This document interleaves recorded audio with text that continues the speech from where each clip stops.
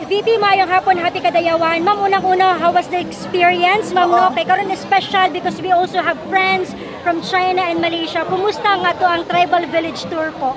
Yes, masaya ang tour natin ng Tribal Village dito sa Magsaysay Park sa Davao City.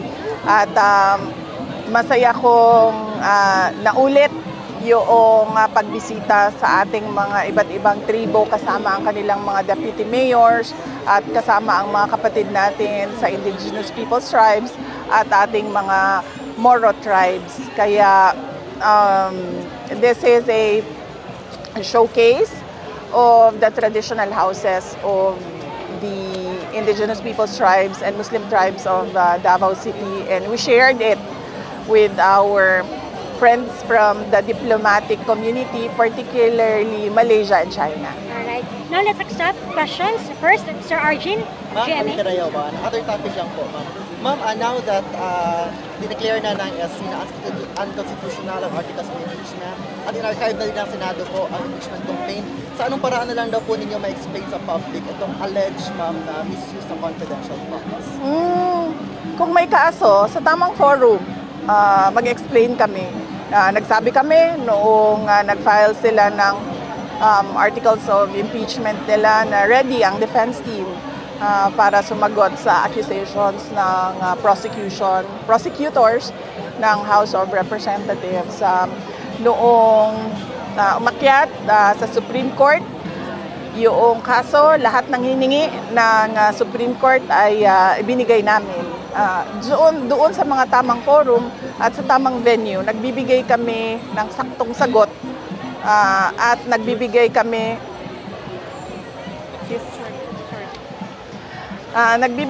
ng saktong sagot at nagbibigay kami ng explanation ng mga accusations. Pero hindi pwede na moro-moro na kung saan lang nagbibigay ng akusasyon at kung saan o kung kailan lang nila gusto mag-akusa ng tao. Ma'am, one last po. Kay FPRI, ma'am, regarding po dun sa confirmation of charges, how is Attorney Kaufman handling the case po, ma'am? I think it's best if you ask Attorney Kaufman. Ang pagkakaalam ko, nagbibigay naman siya ng mga media interviews at sumasagot naman siya sa mga questions. Hindi kasi ako pwedeng mag-explain para kay Attorney Kaufman, no, sa kanyang mga preparations at mga ginagawa sa case ni former President Duterte sa ICC. Pero yung trust and confidence po, Attorney Kaufman, nandun pa rin po. Of course, yes. Oo, kasi siya yung pinili ni dating Pangulong Rodrigo Duterte na lawyer. So we only follow kung ano yung choice ng client, no? Siya naman yung kliyente, sa kanila naman yung professional arrangements. So as long as nagsabi si dating Pangulong Rodrigo Duterte na yan ang aking mga abogado, susunod kami and mag-cooperate kami kung anong kailangan ng legal team. Okay, next, we have Sir Julius Paco of Brigada. Sorry po. Ma'am, budget deliberation po, ma'am. Ano po ma-expect po natin po sa OVP na budget deliberation? Yes, budget hearing. Well, it will be the same no, as last year. Hindi naman nagbago ang administration eh. Yan pa rin ang Pangulo natin, yan pa rin ang Speaker of the House of Representatives natin. So wala na tayong ma-expect na ibibigay para sa Office of the Vice President. So kung ano yung in-approve ng Department of Budget and Management, yun din yung sinabmit namin, yun din yung nilagay sa NEP. And of course, ang expectation natin is bababaan yan pagdating sa House of Representatives. May reaction po sabi nila sa habitual absence niyo po daw? Habitual absence saan? Hindi ko alam kung ano yung pinagsasabi nila na habitual absence. As I said, ito na naman yung style ng mga tao na anti-Duterte na nagbibigay lang ng akusasyon kung saan-saan at wala namang basihan, walang ebidensya at hindi nila na lang sinasubmit o itinataas sa tamang forum or sa tamang venue yung kanilang mga akusasyon. Alam nyo, ang akusasyon na walang basihan ay isang paninira lamang. Ganyan ang lagi nilang ginagawa. Thank you, ma'am. We have one question from Ms. Ruth Palo, ma'am. Vice, ano po yung maitulong ng OVP sa mga tribal, sa mga tribes? Enable that this tribal village will be sustained. Sila, may budget sila from the city government of Davao, ang mga tribal villages for upkeep, renovations, and repair. Pero wala tayong maitulong, Vice, yung like pag-negosyo kaday, livelihood para sa kanila. For the Office of the Vice President, kung meron mang mag-apply, pwede kami magbigay. So as long as nandyan pa yung budget ng magnegosyo taday, kung meron silang micro, small, and medium na mga livelihood negosyo, ay pwedeng makabigay ang Office of the Vice President. Thank you. Ma'am, we have Mamaya of EDGE. Ay, Kadayawan tayo. Vice, what is your take on the isa talaga speaker, House Speaker, na bisag i-archive na, bisag wala na na-revive na, pero still, di ka po ang siya closer for consideration, and mura pa siya Still, nagaon sa daw? si Speaker, mura tigit-threaten ang Supreme Court na kung dili, he will not take action sa MR, si Kamupuntis, pwede po ba i-impeach? What's your take on that? Well, I cannot comment, no, because I've not seen the speech. I've not seen the speech of, hindi naman ko nagatanaw sa ilaha, oy.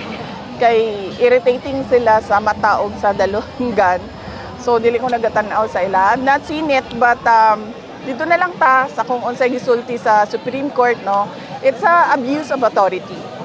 So, makita ninyo dito, gilatag og tarong kung giunsa nila pag-abuso ang ilahang power din sa House of Representatives.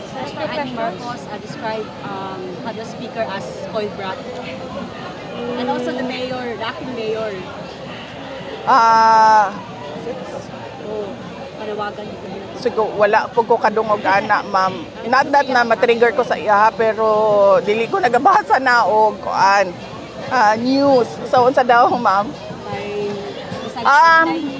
decision ng Supreme Court, but still, the demand threaten pa niya ang Supreme Court na pag you will not take action sa motion for the MR. Well, yes.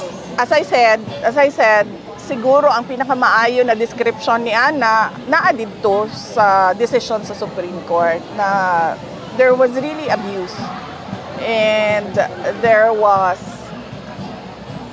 kanaganing show of power na mali. Thank you, ma'am. We have Ma'am Ivy. Yes. Good afternoon, VP. I just want to ask a question regarding the clamor of the people to declare persona non grata kay Vice Ganda po.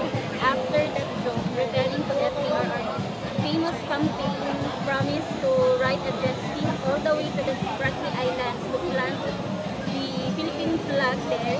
Not only was the promise unfulfilled, but its eventually administration was viewed as subservient to the Chinese government, particularly on the issue of the West Philippines. Okay.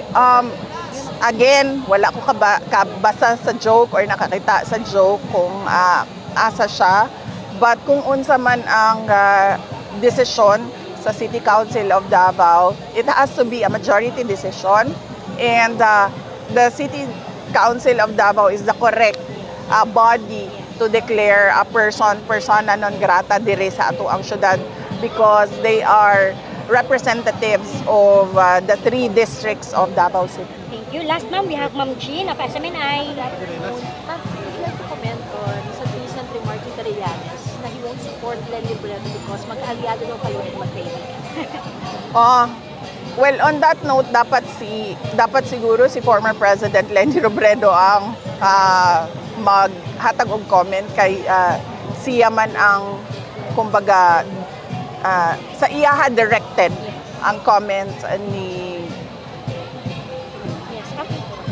ni person na nag-file og kuan bail. Alright, yes, yes. Next one, ma'am. What's your favorite part sa Kadayawan Festival? Your message sa 11 tribes?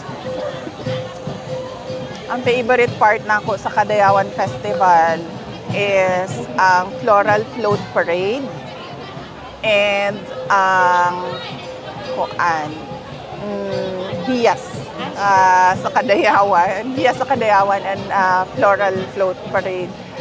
Tungod manggod ang mga hiyas. Ang mga contestants sa hiyas sa Kadayawan, sila gyud tong perfect example sa ilahang kultura ug sa ilahang tribo. And of course, sa Floral Float Parade, nindot yun sa mata ang kuan, mga bulak. Tanaw ka ma'am sa Sunday. No, kanina ang amo ang mga events last week. Unsa ba 'to event namo? Last week namo na event kadtong sa ato ang misa pasalamat, ang opening sa Kadayawan and katong gathering nato sa ato ang mga councilors. And then this week ang amo ang events for Kadayawan is kadtong gathering for Mindanao councilors, sharing our Thanksgiving sa ato ang mga silingan dinhi sa Davao City og ang kaning guided tour sa ato ang cultural village dinhi sa Magsaysay Park. Salamat. May isa pa ba? Today lang naglabas act sa communist na si Representative Tinyo. Sabi siya question niya yung constant travels daw at tinawag pa dito na paglamlerda. Ano yung action natin doon? Ilabas din siguro ni sino yan siya? Oh, that person, kung kinsa man na siya, ilabas din siguro nila yung travels ng mga members of the House of Representatives bago sila magtuturo ng mga tao na constant travel. And sa totoo lang, hindi naman ako nag-travel dahil gusto ko mag-travel. Nagda-travel ako, lumalabas ako ng bansa dahil frustrated na ang Filipino communities abroad sa nangyayari dito sa ating bayan. At pangalawa, bumibisita ako sa tatay ko na nakakulong. Alright, thank you, ma'am.